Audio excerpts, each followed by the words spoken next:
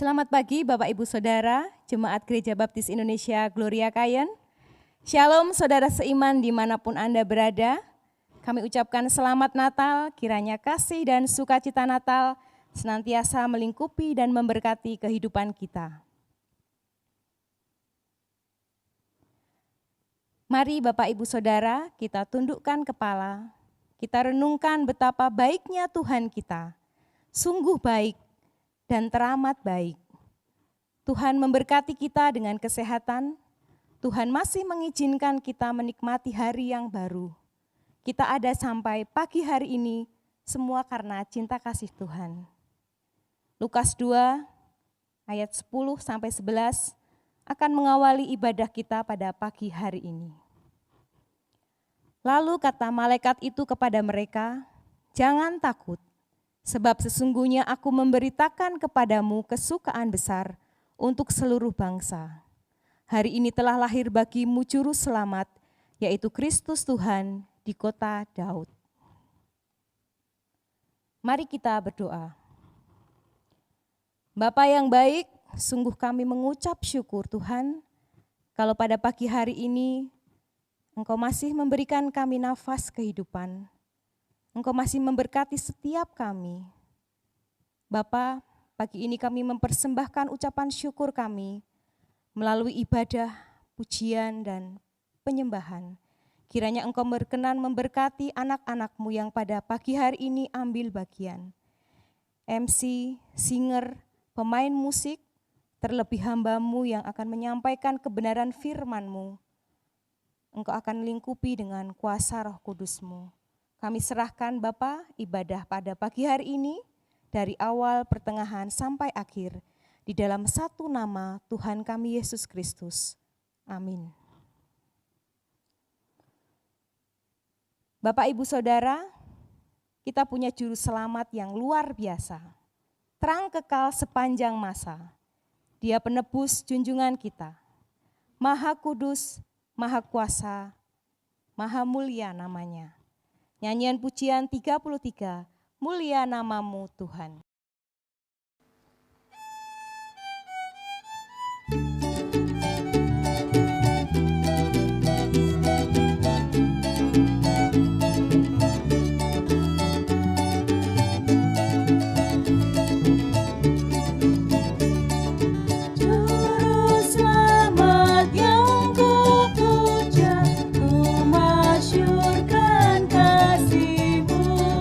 Maha Kudus,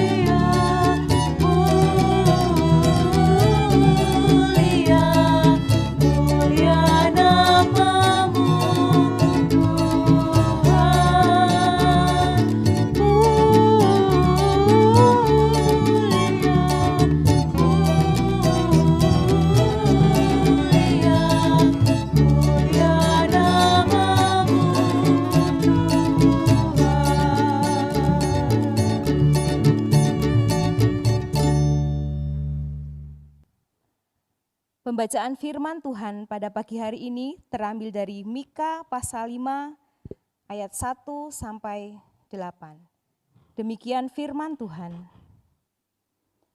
Tetapi engkau, hai Betlehem Efrata, hai yang terkecil di antara kaum-kaum Yehuda, daripadamu akan bangkit bagiku seorang yang akan memerintah Israel, yang permulaannya sejak purbakala, sejak dahulu kala. Sebab itu ia akan membiarkan mereka sampai waktu perempuan yang akan melahirkan telah melahirkan. Lalu selebihnya dari saudara-saudaranya akan kembali kepada orang Israel. Maka ia akan bertindak dan akan mengembalakan mereka dalam kekuatan Tuhan, dalam kemegahan nama Tuhan Allahnya. Mereka akan tinggal tetap, sebab sekarang ia menjadi besar sampai ke ujung bumi. Dan dia menjadi damai sejahtera. Apabila Asyur masuk ke negeri kita dan apabila ia menginjak tanah kita, maka kita akan membangkitkan melawan dia 7 gembala, bahkan 8 pemimpin manusia. Mereka itu akan mencukur negeri Asyur dengan pedang dan negeri Nimrod dengan pedang terhunus. Mereka akan melepaskan kita dari Asyur apabila ia ini masuk ke negeri kita dan menginjak daerah kita. Maka sisa-sisa Yakub akan ada di tengah-tengah banyak bangsa, seperti embun dari Tuhan, seperti dirus hujan ke atas tumbuh-tumbuhan, yang tidak menanti-nantikan orang dan tidak mengharap-harapkan anak manusia. Maka sisa-sisa Yakub akan ada di antara suku-suku bangsa, di tengah-tengah banyak bangsa, seperti singa di antara binatang-binatang hutan, seperti singa muda di antara kawanan kambing domba. Kemanapun ia pergi, maka ia membanting dan menerkam, sedang tidak ada yang melepaskan. Tanganmu akan diangkat melawan para lawanmu, dan semua musuhmu akan dilenyapkan.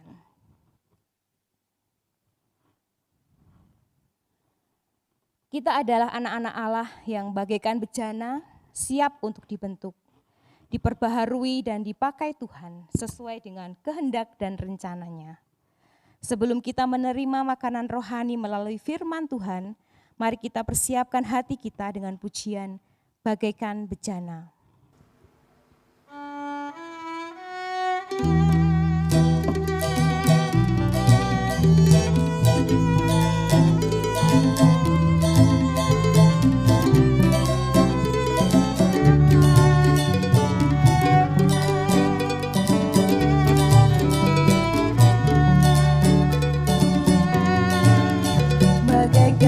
Bejana siap dibentuk, demikian hidupku di tanganmu, dengan urapan kuasa rohmu, ku dibaharui selalu.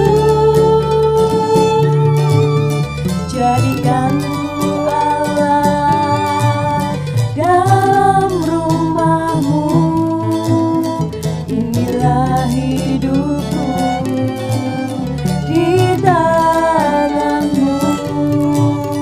Bentuklah turut kehendakmu, pakailah sesuai rencanamu.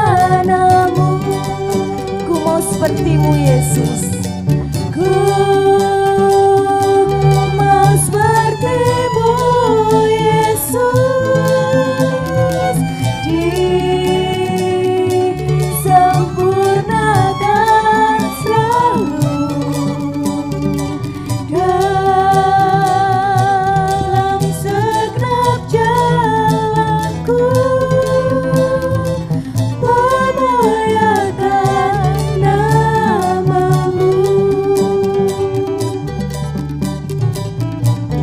Bagaikan bejana siap dibentuk, bagaikan bejana siap dibentuk, demikian hidupku di tanganmu.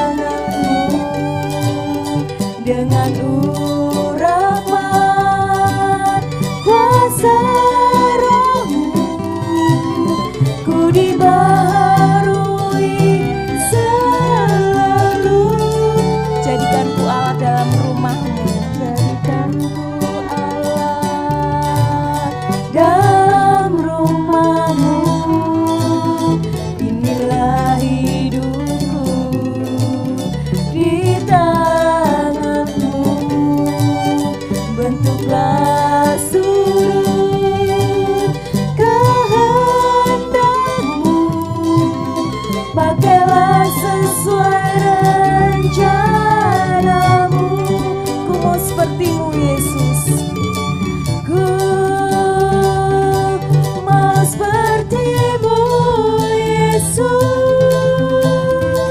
disempurnakan selalu dalam segenap jalan-Mu. memuliakan nama-Mu. Memuliakan nama-Mu. Ku mau seperti-Mu Yesus, Ku mau seperti-Mu Yesus, disempurnakan selalu dalam segenap jalanku. Memuliakan nama-Mu, memuliakan nama-Mu. memuliakan nama-Mu, Memuliakan nama-Mu. memuliakan nama-Mu.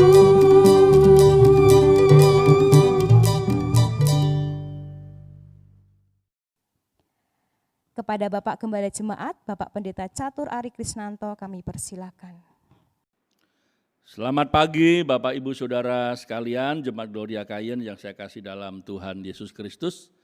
Pada pagi hari ini, Minggu tanggal 27 Desember 2020, kita berada di minggu terakhir di tahun ini. Kita bersyukur atas pemeliharaan Tuhan, bulan demi bulan, hingga sampai di penghujung dari tahun 2020 dan tepatnya ini minggu yang terakhir. Atas pertolongan Tuhan dan pemeliharaan Tuhan kita bisa melewati itu semuanya dengan baik. Bapak, Ibu, dan Saudara sekalian, Jemaat Gloria Kayen yang saya kasih dalam Tuhan Yesus Kristus, mari kita berdoa, memohon pimpinan Tuhan untuk belajar firman Tuhan. Mari kita berdoa. Bapa di surga, kami bersyukur pada pagi hari ini, minggu terakhir di tahun 2020, kami bersyukur pemeliharaan-Mu sungguh nyata dan ajaib dalam kehidupan kami. Kami bersyukur atas anugerah keselamatan di dalam Tuhan Yesus Kristus, sehingga kami memiliki pengharapan akan hidup yang kekal. Hidup yang kami jalani ini adalah hidup untuk memuliakan Tuhan dan berguna bagi sesama kami. Pada pagi hari ini ya Bapa, kami akan belajar firman-Mu. Hamba-Mu memohon pertolongan-Mu sehingga dapat menjelaskan firman-Mu dengan benar, dan setiap jemaat yang mendengarkannya dapat memperhatikan dengan kesungguhan hati, dan pada akhirnya kami semuanya dapat menjadi pelaku firman Tuhan. Di dalam nama Tuhan Yesus kami berdoa dan memohon pimpinan-Mu. Amin. Mari kita membaca kitab 1 Korintus pasal 9 ayat 24 sampai 27. Demikianlah firman Tuhan.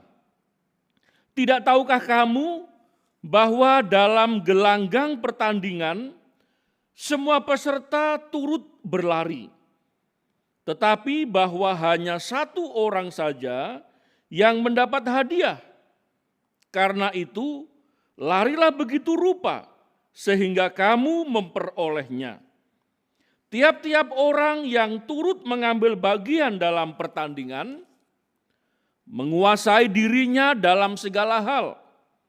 Mereka berbuat demikian untuk memperoleh suatu mahkota yang fana. Tetapi kita untuk memperoleh suatu mahkota yang abadi. Sebab itu aku tidak berlari tanpa tujuan, dan aku bukan petinju yang sembarangan saja memukul. Tetapi aku melatih tubuhku dan menguasainya seluruhnya.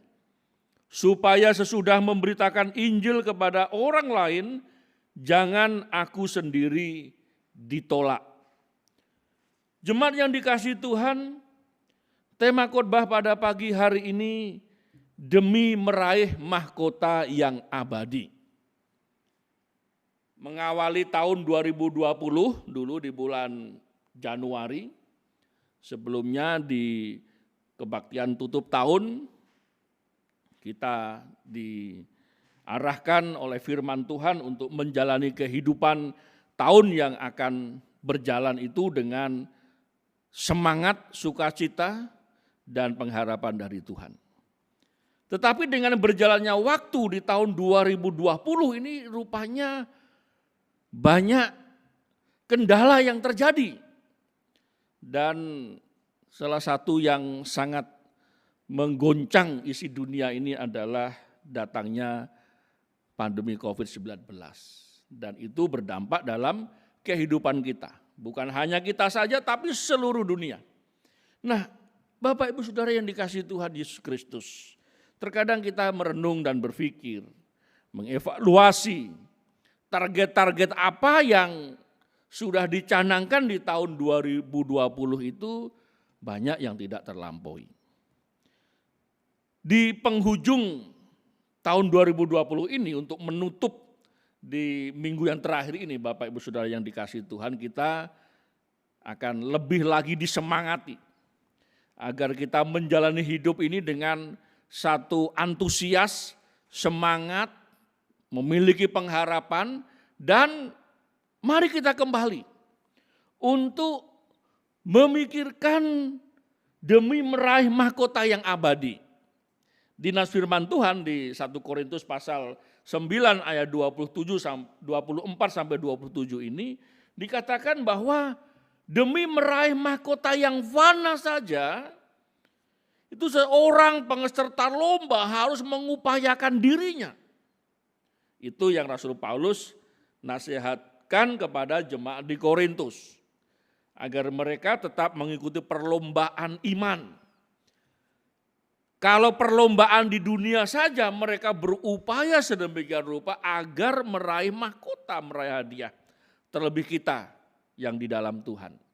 Sehingga belajar dari pengalaman atau nasihat yang diberikan Rasul Paulus kepada jemaat di Korintus berkaitan dengan bahwa jemaat disuruh untuk tetap mengupayakan hidup agar di dalam menjalaninya ini tidak salah arah, tujuannya tepat, kemudian mengupayakan dirinya ini juga mempunyai satu tujuan agar pada saat selesai memberitakan Injil tidak ditolak.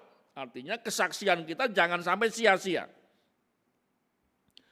Jemaat yang dikasihi Tuhan, tahun 2020 sebentar lagi sudah di hadapan mata kita akan meninggalkannya.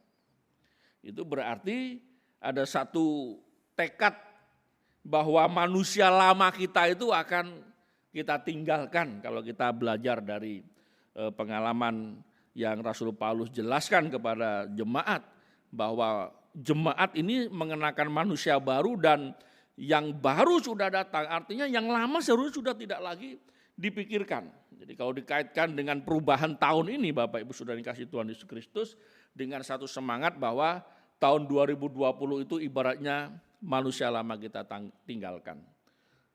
Sudah tidak lagi kita ingat-ingat yang membuat kita menjadi goncang. Tetapi untuk kembali menatap di tahun 2021. Untuk hidup berkenan bagi Allah. Jemaat Doria Kayen yang saya kasih dalam Tuhan Yesus Kristus, sudahkah kita siap meninggalkan tahun 2020 itu dengan semua catatan dan evaluasi yang diperlukan untuk diperbaiki. Ini kan yang penting di sini. Jangan sampai kita ini menjalani hidup itu ya begitu saja, sudah lewat ya sudah gitu ya. Atau hidup saudara itu bagaikan perjalanan yang monoton ya. Pagi-pagi sudah bangun berangkat kerja, pulang malam, lalu tidur, bangun lagi besok pagi, lalu berangkat kerja lagi, sudah tidak ada habisnya begitu saja. Tanpa ada memikirkan perkara-perkara kekekalan yang berkaitan dengan melayani Tuhan, bertumbuh di dalam Tuhan, kemudian menjadi murid Kristus yang baik dan setia, apalagi sampai memikirkan berada di pengadilan Kristus untuk menerima hadiah. Ini seharusnya yang harus direnungkan, dipikirkan. Daripada kita hanyut dalam perjalanan hidup di dunia ini saja, yang seharusnya bagi kita orang percaya selalu bisa merenungkan, memikirkan, dan bahkan menghidupi untuk kekekalan yang akan datang. Jemaat yang dikasihi Tuhan, sudah tidak bisa dipungkiri lagi bahwa tahun 2020 ini dunia digoncang oleh corona ya. Semua mengalami. Yang menjadi perenungan saya dan saudara, Bapak Ibu yang dikasihi Tuhan, apakah adanya corona itu mengubah perilaku hidup kita? Ini kadang-kadang kita perlu merenung ya. Ini kok kenapa bisa sampai terjadi pandemi COVID-19? Lalu bagi kita seharusnya kita bisa merenung. Apakah ini mengubah perilaku hidup kita? Jadi kita melihat dari sisi positifnya. Ya. Kalau sisi negatifnya ya pasti kita akan memikirkan yang buruk semua. Ya. Tetapi kalau kita mau melihat yang positif, yang benar, ya, ini harusnya menjadi perenungan. Apakah ini sudah mengubah perilaku hidup kita? Yang sederhana kan mencuci tangan dengan sabun air mengalir, ya. Kemudian menjaga jarak, pakai masker, ini kan satu kebiasaan yang baru, yang mungkin dulu dianggap hal yang jarang dikerjakan. Ya. Pola hidup yang lain adalah jaga kesehatan, kemudian tidak sembarangan untuk mengikuti keinginan mata, keinginan daging, keangkuhan hidup. Ya. Jadi rupanya nasihat firman Tuhan itu sudah diberitahukan jauh-jauh sebelum itu. Lalu bagian kita kan ketika kita sedang menghadapi satu persoalan ini kan harusnya kita merenung apakah ini mengubah perilaku hidup kita. Apakah kita bertindak sembrono dalam hidup ini atau mengabaikan. Kadang-kadang kita ini melebihi para ahli. Ya. Ada satu cerita katanya ketika tetangga diberitahu, ini tetangga orang lain ya. Diberitahu ada bahaya corona, dia tambah melawan, katanya, mana corona aku makan katanya. Gitu, ya. Ini kan sudah melebihi para ahli. Ya. Jadi Bapak Ibu yang kasih Tuhan Yesus, jangan sampai kita jadi sembrono juga. Ya. Itulah makanya perilaku hidup kita ini juga harus berubah. Ya. Jangan sampai kita menjadi orang yang akhirnya sembrono perilaku hidupnya. Kemudian yang kedua, apakah adanya corona itu memurnikan motivasi kita dalam perilaku hidup berjemaat? Nah ini kan sudah hampir 1 tahun ini kita tidak kumpul acara berjemaat ya. Nah apakah pertumbuhan rohani Bapak Ibu Saudara, saudara tetap bisa mengevaluasi ya? Sebenarnya ketika kita berani mengevaluasi seharusnya situasi-situasi yang sulit itu menjadikan kita semakin mendekat kepada Tuhan. Semakin kita bertumbuh, apalagi zaman sekarang diberkati dengan teknologi yang semua orang sudah tidak bisa membantah lagi, semua orang itu sudah tahu. Ya. Jadi kalau hari ini ada berita di belahan dunia yang lain, saudara ngomong atau menjawab tidak tahu itu aneh hari ini. Nah, hari ini kita tahu semua. Berita di belahan negara manapun kita bisa lihat informasinya. Sehingga apalagi berkaitan dengan pembelajaran secara rohani. Penambahan pengetahuan kebenaran ini sangat mudah diakses hari ini. Sehingga hari ini kita lebih dimudahkan. Jadi di sisi yang lain ada situasi di mana kita tidak bisa kumpul berjemaat. Tetapi di sisi lain kita juga bisa menggunakan teknologi internet, media yang lainnya bisa kita gunakan untuk belajar, tetap bertumbuh dalam kebenaran. Jadi seharusnya grafiknya itu tidak boleh turun, grafiknya itu harus naik karena semua dipermudah. Yang menjadi pertanyaan itu kan, apakah kita mau, itu pertanyaannya. Atau kita tidak peduli. Nah, karena tidak ada acara berjemaat ya sudah gitu. Jadi akhirnya hidup dibuat bermalas-malasan. Ya. Tidak mau mengasah kemampuan, pengetahuan, kebenarannya. Bahkan karena dianggap lagi tidak ada acara berjemaat lalu mengundurkan diri pelan-pelan. Ya, itu bagaikan kayu api yang ditarik dari tungku sehingga akan mati. Sebaliknya, seharusnya kita ini semakin bertumbuh.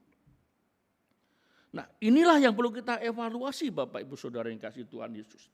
Jadi berdasarkan 1 Korintus pasal 9 ayat 24 sampai 27, mari kita mengevaluasi pekerjaan kita di tahun yang sedang berjalan ini dan kita akan menyelesaikannya di tahun 2020. Yang berkaitan dengan apa? Di ayat 24 firman Tuhan mengatakan bahwa tidak tahukah kamu bahwa dalam gelanggang pertandingan semua peserta turut berlari, tetapi bahwa hanya satu orang saja yang mendapat hadiah. Karena itu larilah begitu rupa sehingga kamu memperolehnya. Lalu kita lihat di ayat 26 dan 27, sebab itu aku tidak berlari tanpa tujuan dan aku bukan petinju yang sembarangan saja memukul. Tetapi aku melatih tubuhku dan menguasainya seluruhnya, supaya sesudah memberitakan Injil kepada orang lain, jangan aku sendiri ditolak. Jadi ini bagian dari evaluasi saya dan saudara, Bapak Ibu jemaat yang dikasihi Tuhan. Akan adanya apa? Akan adanya perlombaan iman. Apakah Bapak Ibu Saudara memaknai bahwa hidup ini menjadi perlombaan iman? Di mana Rasul Paulus sendiri mengatakan bahwa aku telah menyelesaikan pertandingan iman ini dan telah mencapai garis akhir. Dan tetap memelihara iman dan tetap setia. Jadi tidak ada lagi kita beralasan, enggak tahu ya Pak, katanya. Enggak tahu kalau ada perlombaan iman ya memang enggak diumumkan. Ini bagian dari pertumbuhan rohani saya dan saudara. Di dalam hidup ini kan bagaikan kita sedang menjalankan satu perlombaan iman. Ya, memang enggak ada pengumuman di gereja. Ya. Memang enggak diberitahu apa hadiahnya apa. Enggak, ini bagian dari kita merenungkan firman Tuhan. Sehingga kita menemukan, oh ya inilah hidup yang singkat di dunia ini menjadikan aku berlomba. Bagaikan sedang berlomba. Bukan perlombaan yang ada di sekitar kita. Perlombaan di sekitar kita saja mereka mempersiapkan diri kok supaya mereka menjadi juara. Apalagi kita. Perlombaan iman. Jemaat yang dikasihi Tuhan Yesus Kristus. Dan di dalam perlombaan iman itu ada sisi yang lain juga bahwa kita ini sedang berlari dengan tujuan. Jadi jangan tanpa tujuan.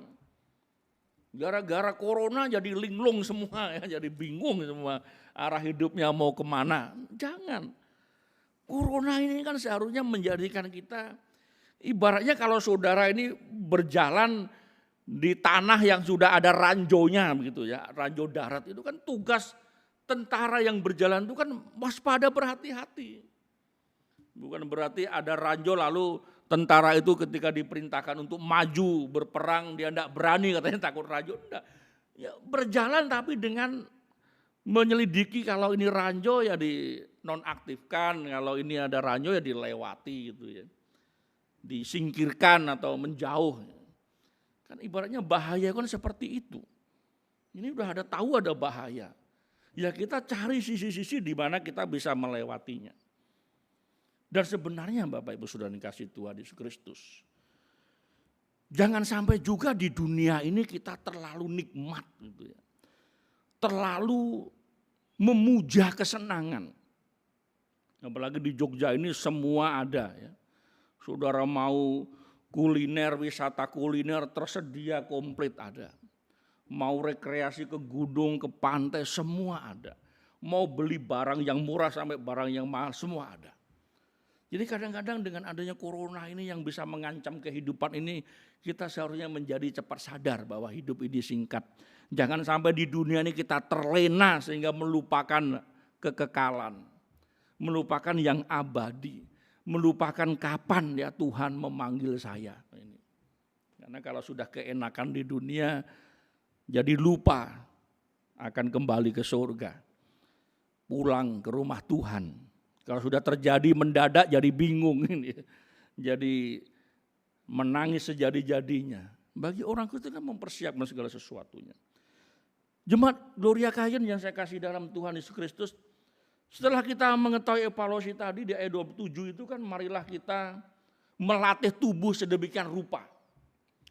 Di dalam perlombaan itu supaya kita melatih. Jangan sampai kita setelah menyelesaikan pertandingan lalu kita kena diskualifikasi karena kedapatan melanggar peraturan yang ada. Dalam hidup juga demikian. Jadi kalau kita evaluasi kegagalannya apa saja. Perlombaan imanku, apakah meraih medali? Ya memang bukan medali emas, perak, perunggu yang ada di pesta olahraga yang ada ya. Tapi ini satu gambaran. Apakah dalam perlombaan iman ini aku mendapatkan hadiah? Apakah aku meraih apa yang aku inginkan? Mencapai perkenanan hati Tuhan, menyenangkan hati Tuhan.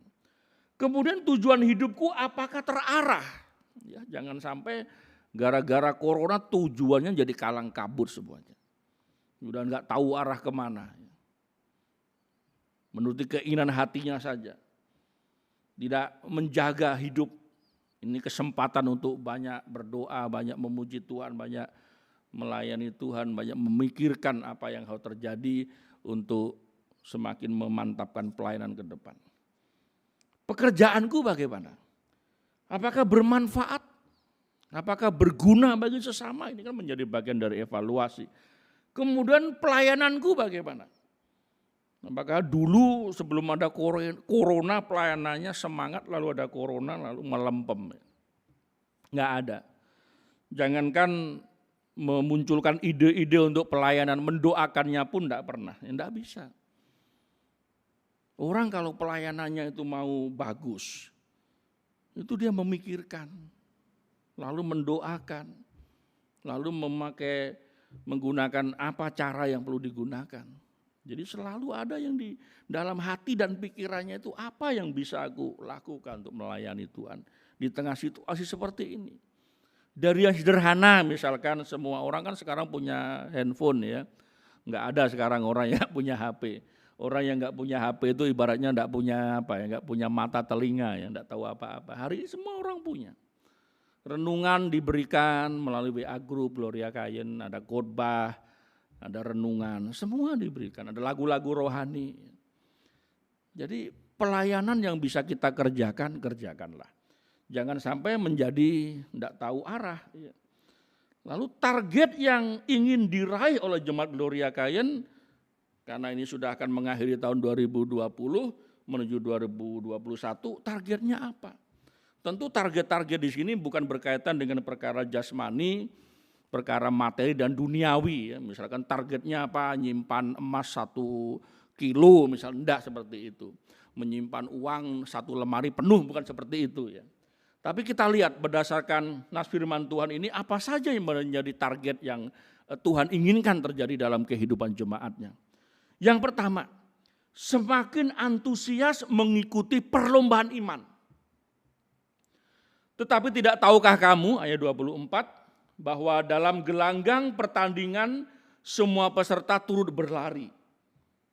Tetapi bahwa hanya 1 orang saja yang mendapat hadiah, karena itu larilah begitu rupa, sehingga kamu memperolehnya. Ayat 25, tiap-tiap orang yang turut mengambil bagian dalam pertandingan menguasai dirinya. Dalam segala hal mereka berbuat demikian untuk memperoleh suatu mahkota yang fana. Tetapi kita untuk memperoleh suatu mahkota yang abadi. Nah, tadi dijelaskan tema kita kan demi meraih mahkota yang abadi. Dan ini berkaitan dengan target di tahun 2021. Targetnya apa? Tentu berkaitan dengan pertumbuhan rohani jemaat. Dengan semangat jemaat untuk terus melayani Tuhan. Sehingga yang pertama adalah semakin antusias mengikuti perlombaan iman. Ingat, ini enggak ada pengumumannya, enggak ada pemberitahuannya, ya. Ini berdasarkan firman Tuhan. Oh, berarti kita ini sedang mengikuti perlombaan iman. Jadi jangan sampai saudara ketika semua sudah maju secara rohani lalu saudara bertanya, kapan itu perlombaannya? Enggak, perlombaan sejak kita menjadi orang Kristen. Kita sedang berlomba dalam perlombaan iman. Kalau perlombaan dunia saja, orang-orang mempersiapkan dirinya agar memperoleh mahkota hadiah. Terlebih kita, semakin antusias. Bagaimana kita bisa menjadi antusias? Harus ada semangat. Biarlah rohmu menyala-nyala dan layanilah Tuhan. Berikan kami hati sebagai murid, telinga sebagai murid yang selalu mempertajam pendengaran kami. Bagaimana firman Tuhan itu menjadi makanan rohani. Segala tulisan yang diilhamkan Allah itu bermanfaat untuk mengajar, menegur, memperbaiki kelakuan. Sehingga hidupku ini menjadi hidup yang mengerjakan pekerjaan baik yang memuliakan Tuhan. Itu bagian dari perlombaan iman kita. Di kitab rohani, di kitab Ibrani juga mengatakan di pasal yang ke-12 ayat 1 dan 2. Bahwa dalam perlombaan iman itu kita mengarahkan mata yang tertuju kepada Kristus. Untuk itu kita harus menanggalkan beban dan dosa kita yang begitu merintangi. Ingat Bapak Ibu Saudara yang kasih Tuhan Yesus Kristus. Meskipun kita hidup wajar di dunia ini, tapi harus tertanam dalam benak kita bahwa aku ini sedang mengerjakan satu perlombaan iman di dunia ini. Yang akhirnya kita bisa meniru apa yang dikatakan Rasul Paulus bahwa aku telah mengakhiri perlombaan ini dan mencapai garis akhir dan tetap memelihara iman. Antusiaskah Bapak Ibu Saudara tahun depan? Jika Tuhan mengizinkan kita masih hidup, ya, kata kitab Yakobus, jangan terlalu bersemangat juga, ya. Tapi jika Tuhan mengizinkan. Bersemangat perlu, tetapi jika Tuhan mengizinkan. Jangan kita takabur, ya. Tapi kita Tuhan. Kalau Tuhan mengizinkan, aku akan semakin semangat untuk mengerjakan, mengikuti perlombaan iman. Yang kedua, semakin cemerlang dalam menjalani tujuan hidup. Ayat 26 berkata, sebab itu aku tidak berlari tanpa tujuan. Dan aku bukan petinju yang sembarangan saja memukul. Jadi Rasul Paulus ini melihat satu perlombaan lari.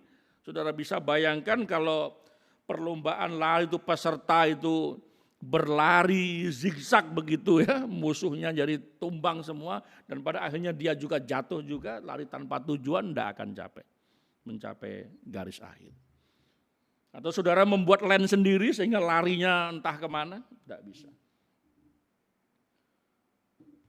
Aku berlari dengan tujuan.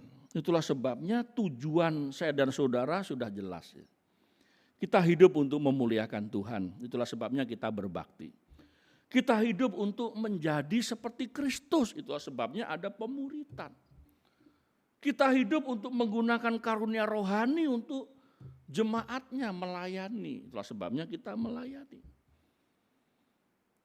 Kita hidup untuk misi Allah, itulah sebabnya ada pemberitaan Injil. Kita hidup untuk apa?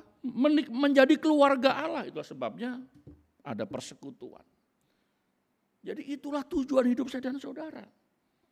Jadi jangan lagi Bapak Ibu Saudara sudah bertahun-tahun jadi orang Kristen ditanya tujuan hidupnya apa. Enggak tahu Pak loh. Enggak ada yang beritahu katanya. Ada di firman Tuhan. Pastilah kita dengar khotbah. Pasti ada sesuatu yang teringat dalam benak kita. Oh ya, tujuan saya ini untuk memuliakan Tuhan. Untuk menjadi murid Kristus untuk melayani, untuk memberitakan Injil, untuk persekutuan. Lalu itu menjadi satu tujuan gereja, berbakti, bersekutu, melayani, memuridkan, memberitakan Injil, jadi satu klub itu. Nah, kalau tujuan kita itu semakin jelas Bapak Ibu Saudara yang dikasihi Tuhan Yesus Kristus, maka kita semangat dalam menjalani hidup ini. Tapi kalau tidak mempunyai tujuan hidup, apalagi selalu dikaitkan dengan bencana, dengan malapetaka, dengan penderitaan, dengan kesusahan, ya. Ini gimana kamu semangat enggak hari ini? Enggak semangat katanya. Kenapa ada corona katanya, ya. Jadi ketakutan berlebihan, ya. Ada yang berlebihan berani juga bahaya, ya. Katanya mana corona aku makan katanya. Tapi ada yang ketakutan sampai enggak mau pergi kemana-mana. Takut, ya enggak apa-apalah, enggak usah namanya sikap orang berbeda-beda ya, tapi kita bisa memaknai bahwa kita memiliki tujuan hidup. Dan tujuan hidup kita itu harus cemerlang. Rasul Paulus menyinggung jangan sampai kita berlari tanpa tujuan. Hilir mudik kemana enggak tahu tujuannya kemana. Atau jadi petinju yang memukul sembarangan, itu tenaga kan habis. Banyak kegagalan itu bukan karena kita tidak mengerjakan apa-apa, tetapi kegagalan terjadi karena kita mengerjakan yang salah. Ini umur sudah 40 tahun, udah 40 tahun lagi udah 80 tahun, dan waktunya sudah ibaratnya matahari itu udah pukul 4 sore, udah mau tenggelam matahari. Masih saja berperilaku seperti kanak-kanak, itu kan bukan menunjukkan satu kedewasaan. Orang yang memiliki tujuan itu sudah dia atur sedemikian rupa. Oh ini umurku sudah sekian, ini umurku sudah sekian. Apalagi udah 70 tahun, wah ini sudah mendekat ini. Jadi yang dipersiapkan itu adalah saat dipanggil Tuhan. Wah, ini luar biasa.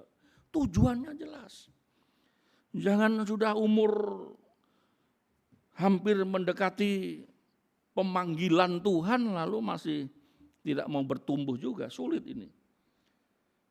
Yang ketiga, tekun mengerjakan yang bermanfaat. Ayat 27, tetapi aku melatih tubuhku dan menguasainya seluruhnya. Supaya sesudah aku memberitakan Injil kepada orang lain, jangan aku sendiri ditolak. Ini. Mari kita tekun mengerjakan yang bermanfaat demi meraih mahkota yang abadi. Tahun depan sudah tinggal di depan mata. Sudah ada di depan mata. Puji Tuhan kita mendengar nasihat firman Tuhan. Sehingga kita tahu, oh iya, saya harus tekun mengerjakan yang bermanfaat. Yang enggak bermanfaat tinggalkan. Firman Tuhan tegur apa? Kamu membelanjakan uangmu bukan untuk roti, untuk sesuatu yang berguna.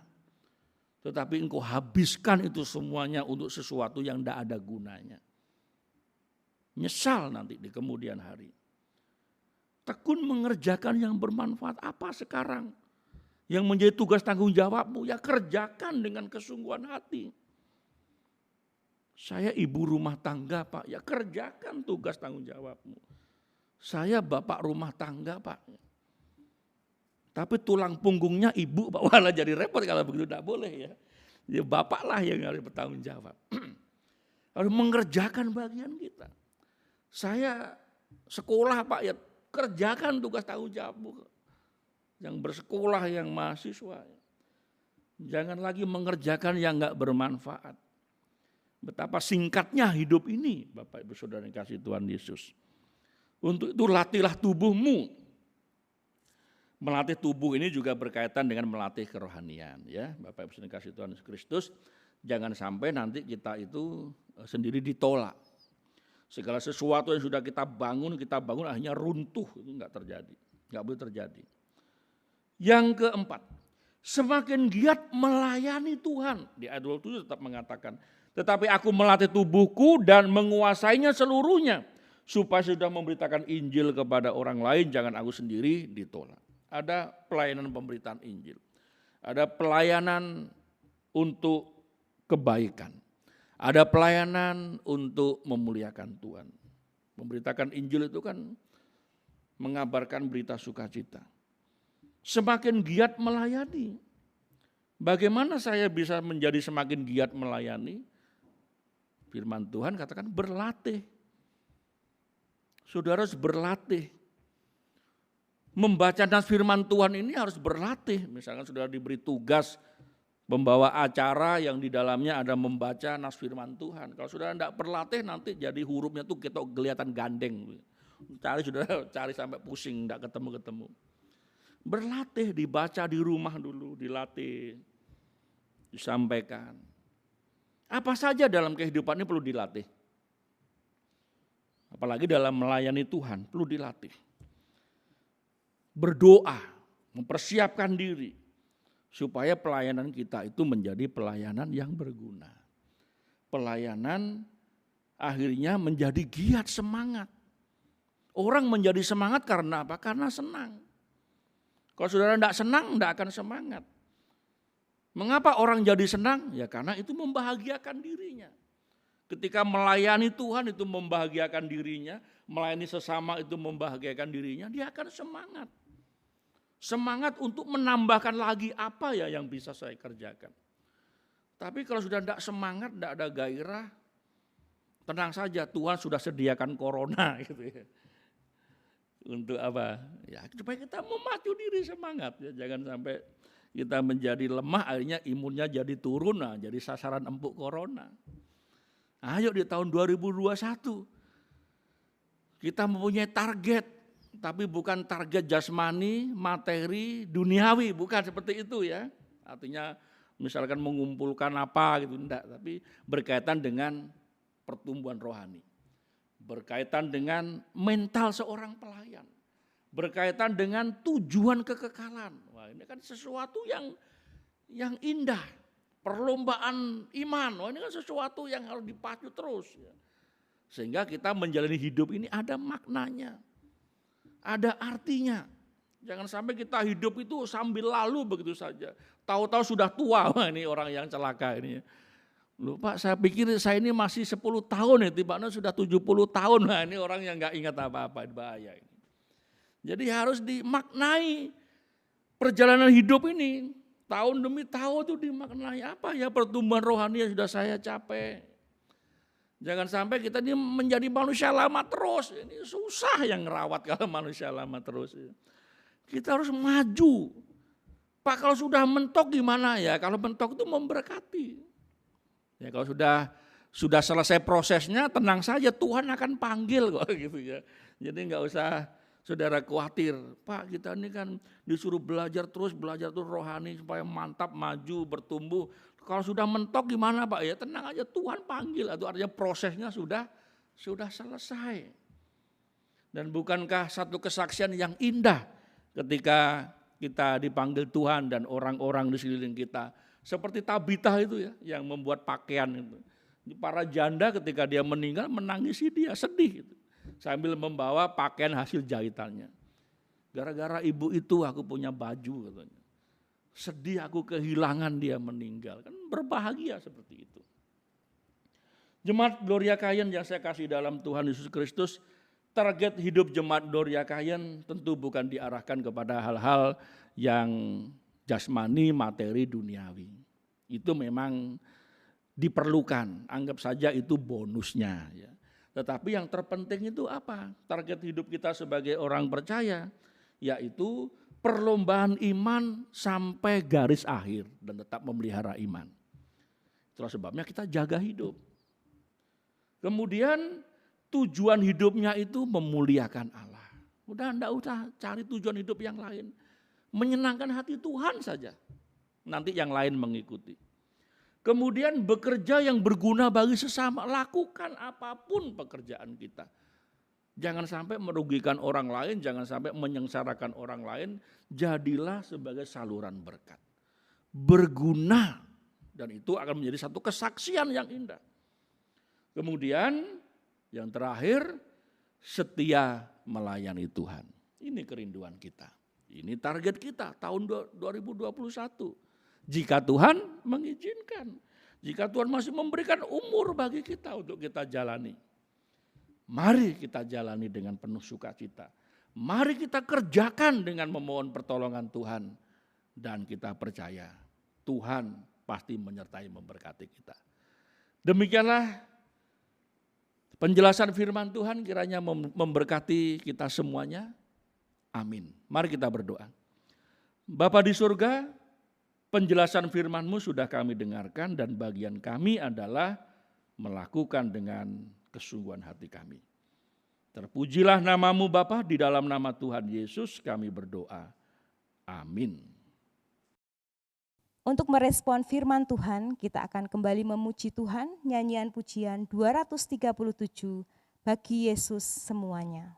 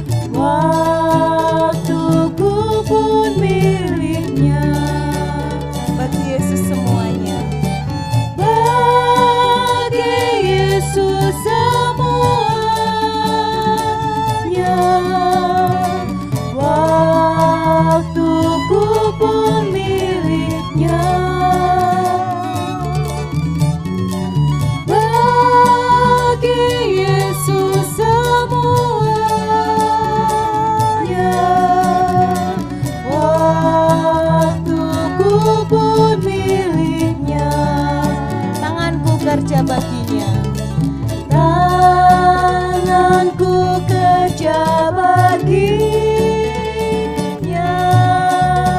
kakiku mengikutnya, mataku memandang Yesus,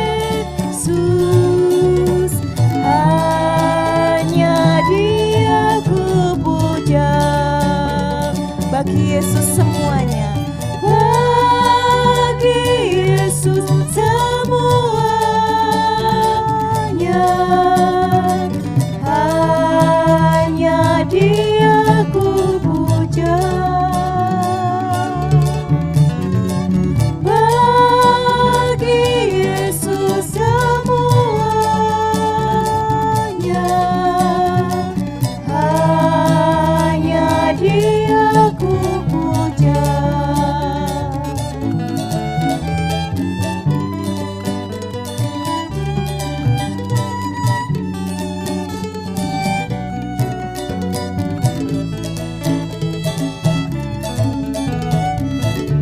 Ya, sejak ku pandang Yesus, ya sejak ku pandang Yesus, ku tinggalkan dosaku, sungguh jiwaku terpaut, Dia juru selamatku. Bagi Yesus semuanya, bagi Yesus semua, Dia juru selamatku. Bagi Yesus semuanya, Dia juru selamatku.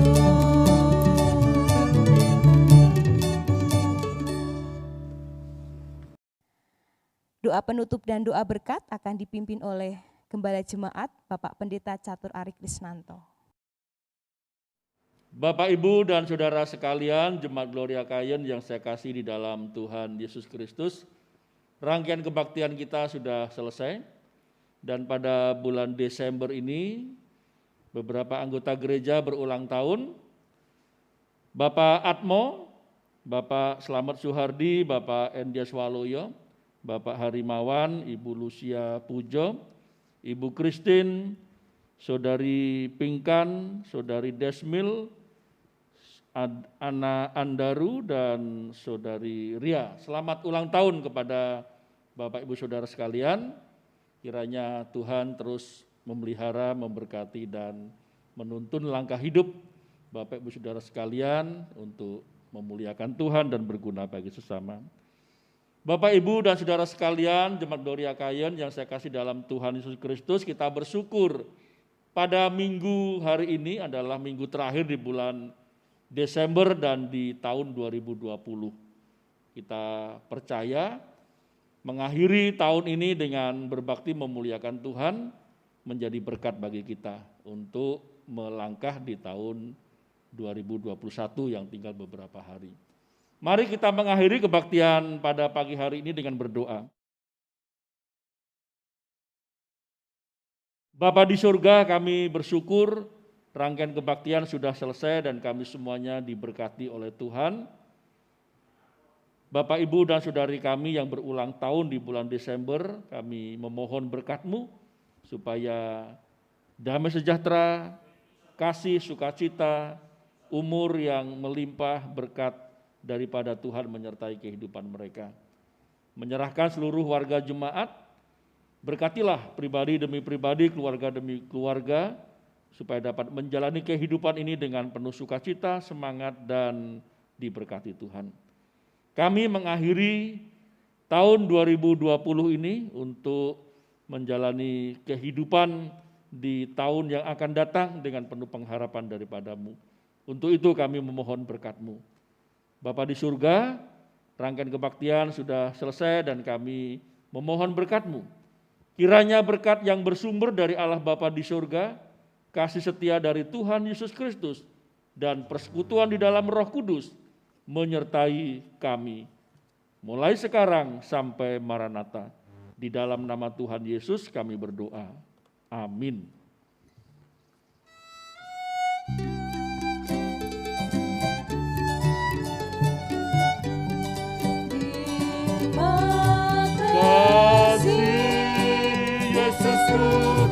Terima kasih Yesusku, puji syukur hanya bagi Tuhanku.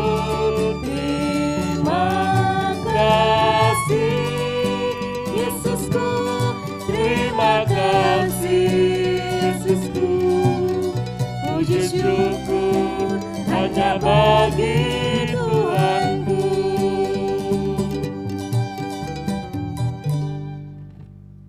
Bapak, Ibu, dan saudara sekalian, Jemaat Gloria Kayen yang saya kasih dalam Tuhan Yesus Kristus, selamat hari Minggu, selamat menjalani kehidupan dengan percaya bahwa Tuhan menyertai kita. Salam Maranatha. Feliz Navidad, Feliz Navidad, Feliz Navidad, prospero año y felicidad.